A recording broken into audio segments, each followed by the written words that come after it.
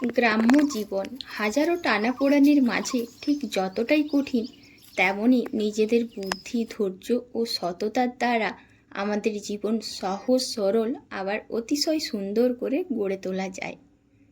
তো প্রিয় বন্ধুরা, আমি মুনমুন, ব্লগার মুনমুন চ্যানেলে তোমাদের প্রত্যেককে জানাই অনেক অনেক স্বাগতম। ছোট্ট একটা গ্রাম থেকে আমি মুনমুন প্রতিদিনের মতন আজকেও একটা ছোট্ট ভিডিও নিয়ে এসেছি। আশা করছি তোমাদের সবার ভালো লাগবে। তো পুরো ভিডিওটা দেখো, আশা করছি তোমরা সবাই পুরো ভিডিওটা মন থেকে দেখবে, আর অবশ্যই কমেন্ট করতে কিন্তু ভুলবে না।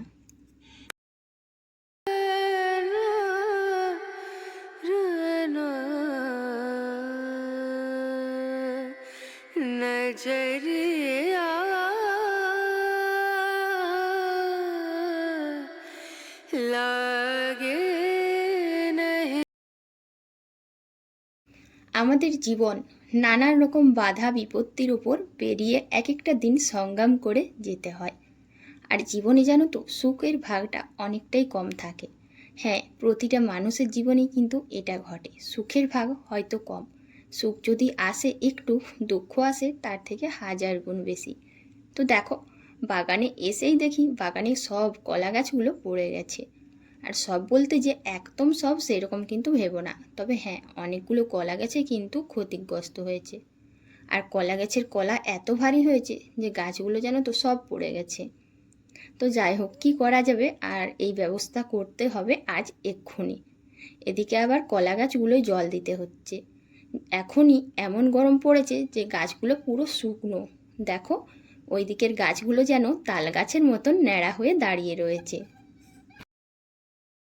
জীবনে হাজারো টানাপোড়েন থাকতে পারে, হাজারো জটিলতা থাকতে পারে, কিন্তু আমাদেরকে সেই জটিলতা পেরিয়ে জীবনটাকে অনেকটাই সহজ সরল করতে হবে।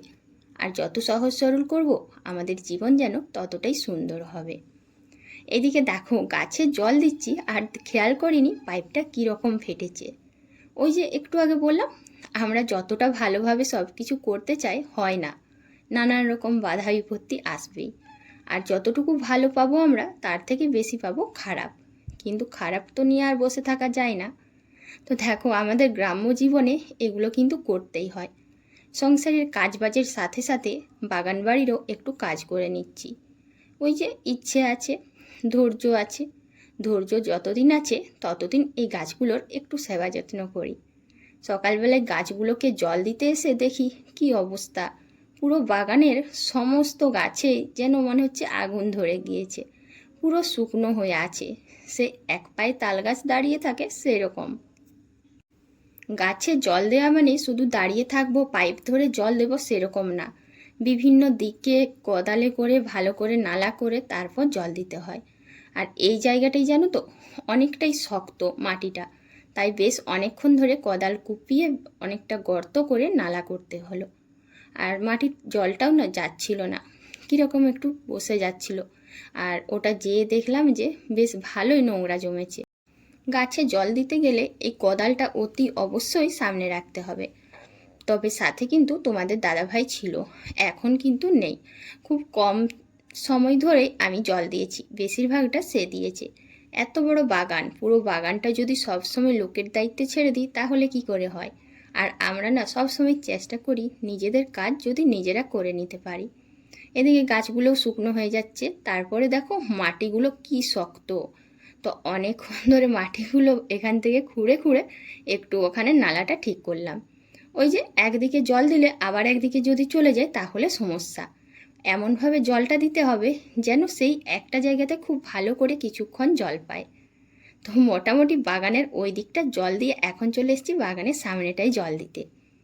এই যে দেখো, এই কলা গাছগুলো বেশ ছোট ছোট আছে, তাই জানো তো জল দিতে বেশ ভালোই লাগছিল, মানে অনেকটা উঁচুতে পাইপটা তুলতে হচ্ছিল না।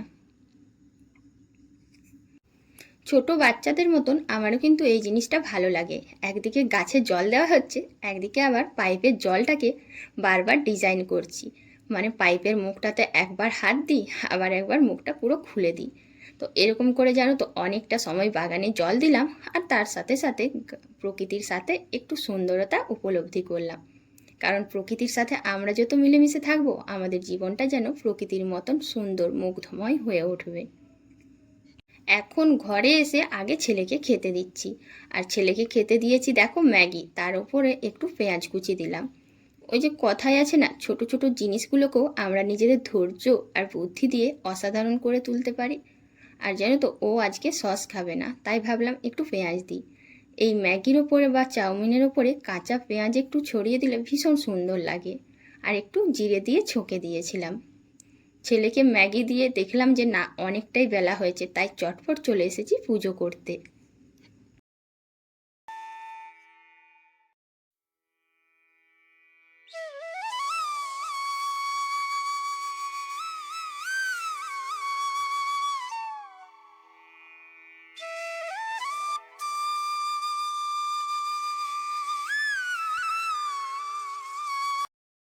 গরমকাল মানেই হাজারো ফুলের সমাবেশ বসে যায়। আমি ঝুড়ি ভর্তি ফুল পেয়ে গেছি আমার বাগান থেকে। পুজো করে সোজা চলে এসেছি রান্নাঘরে। আর সব সময় মাথায় থাকে যে কখন রান্নাবান্নাটা শেষ করব। এটাই আমাদের গৃহবধূদের যেন একটা সবচেয়ে বড় চিন্তা। রান্নাঘরের কাজগুলো কখন শেষ করব, কখন রান্নাটা শেষ করব, কখন রান্নায় কি করব না করব, ব্যাস এগুলো মাথায় থাকে। তাই আমরা আমাদের এই সংসার জীবনে যত যাই করি, সব কিছুই কিন্তু আমাদেরকে নিয়ম মতো মেনে চলতে হবে। আর এই রান্নাঘরের কাজটা অতি অবশ্যই খুব সুন্দরভাবে ধৈর্য নিয়ে করতে হবে। তোমাদের সাথে তো অনেকক্ষণ বকবক করলাম। এদিকে দেখো, আজকে আমি বানাচ্ছি লাউ শাকের ভর্তা।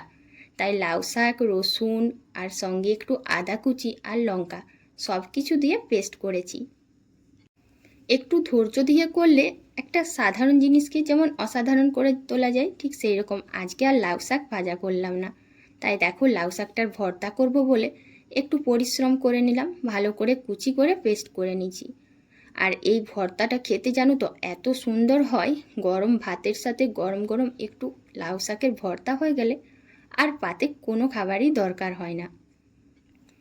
আমাদের জীবনে সব কিছু সবসময় সুন্দর হয় না, কিন্তু সেই অসুন্দরটাকে, সেই সাধারণ জিনিসটাকে অসাধারণ করে তুলতে হয়। আর জীবনটাকে যতটা আমরা সহজভাবে নিতে পারবো, সরলভাবে নিতে পারবো, আমাদের জীবনটা ঠিক ততটাই সুন্দর হয়ে উঠবে। এদিকে দেখো, কড়াতে না লেগে যায়। আমরা যখন যা ভর্তা বানাই সব সময় কড়াতে লেগে যায়। তাই বারবার যখন ভর্তাটা করি তখন একটু তেল দিয়ে নাড়তে হয়। ভর্তা তো হয়ে গিয়েছে, আর তোমাদের সাথে শেয়ার করা হয়নি আজকে একটু চিকেন রান্না করছি। এখন রান্নাটা প্রায় শেষের দিকে, এরপর ছেলেকে আবার খেতেও দিতে হবে। তো আমি বুদ্ধি করে জানো তো, চিকেনটা একটু পরে দেবো ছেলেকে, আগে এই ভর্তাটা খাইয়ে দিচ্ছি। ভর্তাটা যদি চিকেনের সাথে খায় তাহলে এটার স্বাদটা একদমই ভালো লাগবে না, কারণ এটার স্বাদ চিকেনের থেকে অনেক গুণ ভালো। তো দেখো, এখন ছেলেকে খাইয়ে দিই। আর তোমরা যারা সঙ্গে ছিলে তোমাদেরকে অনেক অনেক ধন্যবাদ। আজ এখানেই শেষ করছি, কাল আবার দেখা হবে, টাটা।